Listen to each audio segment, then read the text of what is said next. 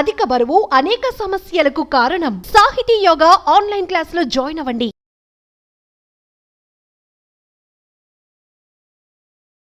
Hello MVN Kashyap గారు. Hello Nagaraj గారు. Simple question, పెద్ద ఆన్సర్ ఉంటుంది. ఎందుకంటే అందులో ఒక జీవితం ఉంటుంది కాబట్టి అడుగుతున్నాను. ఒంటరితనం అబ్బో, లైఫ్కి అది ఎంతవరకు ఇంపార్టెంట్? కొంతమంది ఒంటరితనంగానే మిగిలిపోయి దాన్ని ఓవర్కమ్ చేయలేక స్పాయిల్ చేసుకునేటువంటి వాళ్ళు చాలామంది ఉన్నారు. ఈ ఒంటరితనం అనేది ఎంతవరకు అవసరం? అండ్ ఒకవేళ ఒంటరితనంతోనే అంటే కొంతమంది ఇండివిజువల్ లైఫ్ కావాలనుకుంటారు, కొంతమంది సోషల్ లైఫ్ కావాలనుకుంటారు. సోషల్ లైఫ్ ఉన్న వాళ్ళకేమో అది దొరుకుతుంది, అంటే ఆపోజిట్లో దొరుకుతాయి కొంతమందికి. ఎలా సార్ దీన్ని ఓవర్కమ్ చేయాలి? లేదు అనుకుంటే చుట్టుపక్కల ఉండేటువంటి వాళ్ళు మనల్ని పట్టించుకోలేదు అని అంటే మనం వీళ్ళు మనవాళ్ళు అని ఎప్పుడైతే మనం అనుకొని వాళ్ళ మీద డిపెండెంట్తో బతుకుతామో అప్పుడు తెలియకుండానే వాళ్ళు మనం పట్టించుకోకపోతే సడన్గా లో ఫీలింగ్ వచ్చేస్తాయి. ఒక లోన్లీనెస్కి అలవాటు అయిపోతూ ఉంటాము. అది పోవాలి అని అంటే అసలు ఏం చేయాలి? మీరు అడిగిన దాంట్లో రెండు ఉన్నాయి. ఒకటి, ఒంటరితనం ఉపయోగపడుతుందా? అవును. ఉపయోగపడకపోతే దీని నుంచి బయట ఎట్లా పడాలి? ఇది ఫస్ట్ అర్థం కావాలంటే లోన్లీ అండ్ అలోన్, ఈ రెండింటికి తేడా తెలియాలండి. చాలా సింపుల్ డిఫరెన్స్. అలోన్ అంటే ఒంటరిగా ఉండటం. మనం ఎక్కడ ఒంటరిగా ఉంటాం? బాత్రూంలో ఉంటాం. అక్కడేం టీం వర్క్ అని అందరినీ తీసుకోపోగా. సో ఒక్కళ్ళని ఒంటరిగా ఉండటంలో తప్పు లేదు. గ్రేట్ సెన్స్ ఆఫ్ హ్యూమర్ అండి. ఒంటరిగా ఉండటంలో తప్పు లేదు. ఒంటరిగా ఉంటే అలోన్. ఒంటరితనం ఈజ్ లోన్లీనెస్ అండి. రైట్ నా, ఒంటరిగా ఉంటేనే ఒంటరితనం వస్తుందా అనేది నా నెక్స్ట్ ప్రశ్న. ఒంటరిగా ఉంటేనే ఒంటరితనం వస్తే యూజువల్గా ఎట్లా వస్తుంది ఈ ఒంటరితనం అనేది? మీరు ఇందాకన్నట్లు నన్ను ప్రేమించే వాళ్ళు నా చుట్టుపక్కల లేకపోవటం, అవును, నాతో లేకపోవటం, లేదా నేను ప్రేమించిన వాళ్ళు నాతో లేకపోవటం. ప్రేమ అనగానే ఓన్లీ ఏదో బాయ్ ఫ్రెండ్ గర్ల్ ఫ్రెండ్ ప్రేమ గురించి నేను మాట్లాడలే, జనరలైజ్డ్ ఫ్రేమ్లో నేను మాట్లాడుతున్నా. రైట్? ఓకే. నేను ఇష్టపడిన వాళ్ళు, నేను ప్రేమించిన వాళ్ళు, నేను వాల్యూ ఇచ్చిన వాళ్ళు, నేను రెస్పెక్ట్ ఇచ్చిన వాళ్ళు, లేదా నన్ను ప్రేమించే వాళ్ళు, నన్ను ఇష్టపడ్డ వాళ్ళు, నాకు వాల్యూ ఇచ్చేవాళ్ళు, నాకు రెస్పెక్ట్ ఇచ్చేవాళ్ళు లేకపోతే రైట్ లోన్లీనెస్ అంటున్నాం. నా చాలాసార్లు వీళ్ళందరి మధ్యలో ఉండి కూడా లోన్లీగా ఫీల్ అయ్యే ఛాన్సెస్ ఉన్నాయిగా, చాలా కదా. చాలా అంటే లోన్లీనెస్ అనేది బయట వాళ్ళు ఉన్నా లేకపోయినా వస్తుంది. మనసుగా అట్లా అనిపించేస్తుంది సార్. అబ్సల్యూట్లీ. మీరు అన్న దాంట్లో చాలా డీప్ మీనింగ్ ఉందండి. మనసుకు అనిపిస్తుంది. సో లోన్లీనెస్కి బయట వాళ్ళకి సంబంధం లేదు. నిజంగా చెప్పాలంటే లేదు. You are getting my point. దీని గురించి ఇంకొంచెం డీప్గా పోదాం. షూర్. మీరేమంటున్నారంటే లోన్లీగా ఉండొద్దు, లవ్లీగా ఉండాలి కదా. లవ్లీగా ఉంటే బబ్లీగా ఉంటాం. Yes, right. నా ఈ లోన్లీకి లవ్లీకి ఒకే ఒక్క లెటర్ తేడా అండి. లోన్లీలో ఎన్ తీసేసి వి పెడితే లవ్లీగా తయారవుతాం. ఈ ఎన్ ఏం తీసేయాలి, ఈ వి ఏంటి అనేది నెక్స్ట్ క్వశ్చన్. ఇది తెలియాలంటే ఒక చిన్న స్టోరీ అండి. షూర్. మస్క్ డియర్ అంటే కస్తూరి జింక. దానికి పేరుకి తగ్గట్టే దానిలో ఈ జింక గొప్పతనం ఏంటంటే, యునీక్నెస్ ఏంటంటే, ఆ జింక లోపల కస్తూరి అనే ఒక సబ్స్టెన్స్ తయారవుతుంది. అత్యద్భుతమైన సుగంధం అండి అది. అసలు నార్మల్ ఫ్రేగ్రెన్స్ కాదు, చాలా చాలా అద్భుతమైన ఫ్రేగ్రెన్స్ అది ఇమానేట్ చేస్తుంది. ఆ జింకకు హాని తలపెట్టకుండా అది ఎక్స్ట్రాక్ట్ చేసి పర్ఫ్యూమ్స్ తయారు చేస్తారు. చాలా కాస్ట్లీ పర్ఫ్యూమ్స్ అవి. అయితే మనుషులకే కాదు, ఈ జింకకి కూడా ఆ వాసన అంటే చాలా చాలా ఇష్టం.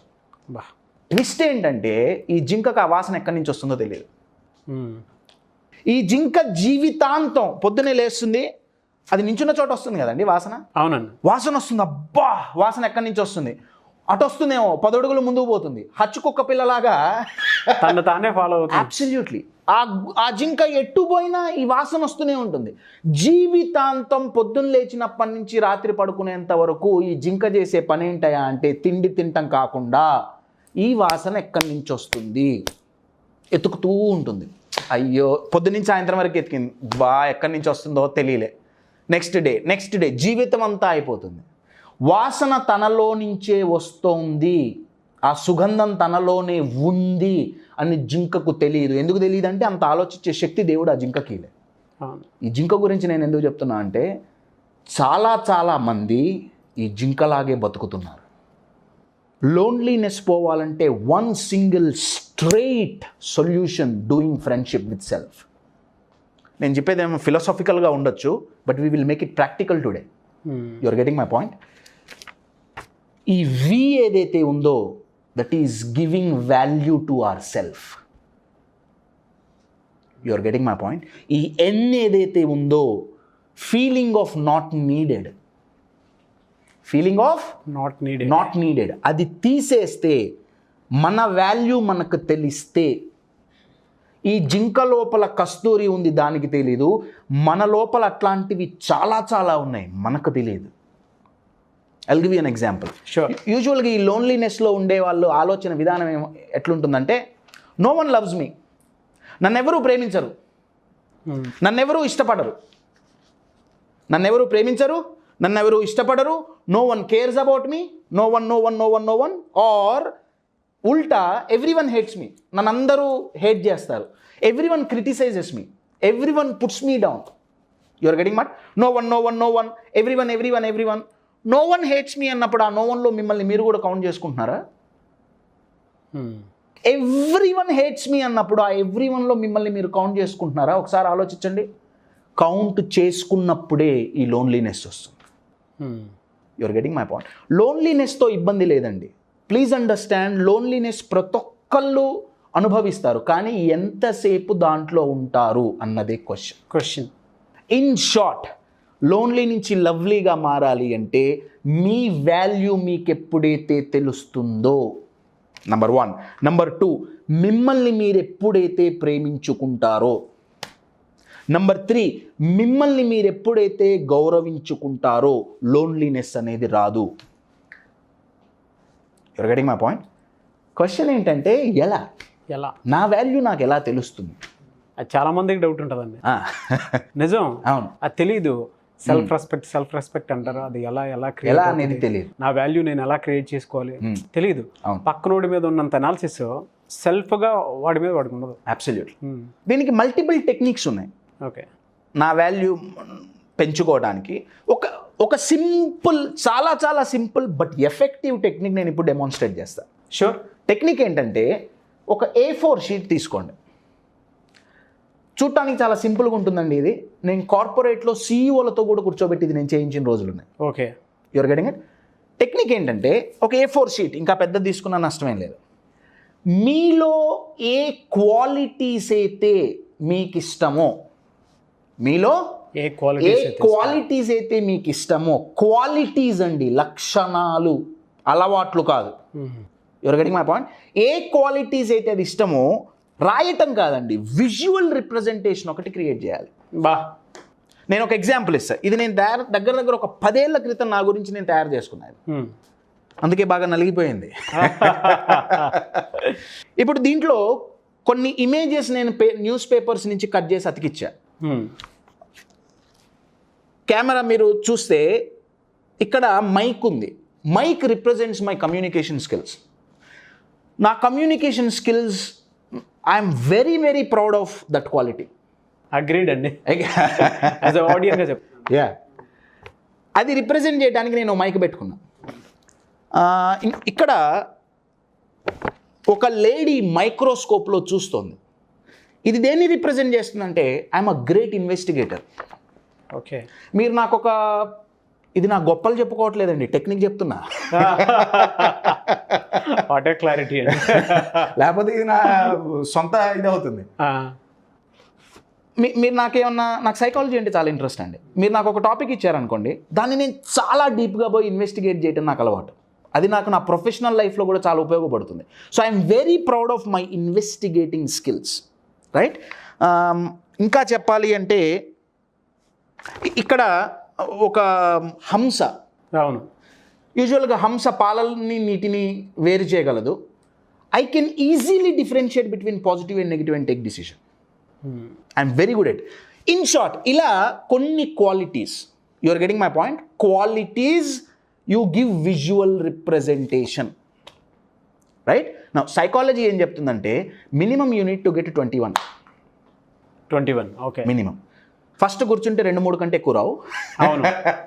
ఎందుకు సార్ 21? బిహైండ్ రీజన్ ఏమైనా ఉంటుంది? బిహైండ్ రీజన్ అదొక నంబర్ అండి. ఎందుకంటే 20, మీరు అడిగిన దానికి నేను క్లారిటీ ఇస్తాను. ఇప్పుడు నేను లోన్లీగా ఫీల్ అవుతున్నా, ఓకే, నాకు లోన్లీనెస్ వచ్చింది. అయ్యో నాతో మాట్లాడే వాళ్ళు ఎవరు లేరే, అయ్యో నన్ను అందరూ తక్కువ చేసి చూస్తున్నారే, నేను ఏమంటే ఇది తీసి చూస్తా. 1 కాదు, 2 కాదు, 3 కాదు, 21 నాలో ఉన్న 21 క్వాలిటీలు విజువల్ రిప్రజెంటేషన్ నా ముందు నాకు కనిపిస్తుంటే, అరే నేను వీణ్ణ మిస్ అవుతుంది, నేను వీణ్ణ తక్కువ చేసి చూస్తోంది. You are getting my point? Yes. ఎప్పుడైతే ఇది చేస్తామో my dear friends, the value for you increases. చాలా చాలా simple activity but very very effective. మీకు స్టార్టింగ్లో 4-5 వచ్చినాయి, 21 రాలేదు. మీ నాన్నగారిని అడగండి, ఒక క్వాలిటీ పక్కా చెప్తారు. మేబీ మీ అమ్మని అడగండి, ఒక క్వాలిటీ చెప్తారు. మీ ఫ్రెండ్స్ని అడగండి, ఒక క్వాలిటీ చెప్తారు. చాలా, ఎందుకంటే మన క్వాలిటీస్ వాళ్ళకి తెలుసు బాగా. My dear friends, start loving your self, start respecting your self. ఎప్పుడైతే మీ వాల్యూ మీకు తెలుస్తుందో, అవతల వాళ్ళు మీకు వాల్యూ ఇవ్వకపోయినా మీరు లోన్లీగా ఫీల్ అవ్వరు. Yes. Practice this technique. It doesn't take much time. And whenever feel you lonely, you just look at it. You feel so good. ఇది మొబైల్కి ఛార్జింగ్ అయిపోతే పవర్ బ్యాంక్ ఎలా ఉపయోగపడుతుందో, ఇది మన మెంటల్ పవర్ బ్యాంక్ అండి. దీనికి ఇంకొక సెకండ్ స్టెప్ కూడా మీరు చేయొచ్చు. ఇంకా మీకు దీన్ని ఏం చేయండి అంటే, ఒక చిన్న వీడియో క్రియేట్ చేయండి. You are getting my point? నా ఒక్కొక్క quality with music, because mind works with only 3 things అండి. ఒకటి విజువల్స్, ఒకటి సౌండ్స్, ఒకటి సెన్సేషన్స్. నా కమ్యూనికేషన్ స్కిల్స్ బాగా ఉన్నాయి versus I see it visually, it gives me very good feeling. So ఇది విజువల్గా ఉపయోగపడుతుంది. You add some music, exciting music. నా whenever you are seeing that video 30 seconds, 40 seconds, you feel very good about it. My dear friends, loneliness పోవాలంటే single solution, feel good. Are you feeling good about yourself is my question. ఎక్సలెంట్గా చెప్పారండి. Thank you so much. The best example ఇచ్చినందుకండి. Thank you very much.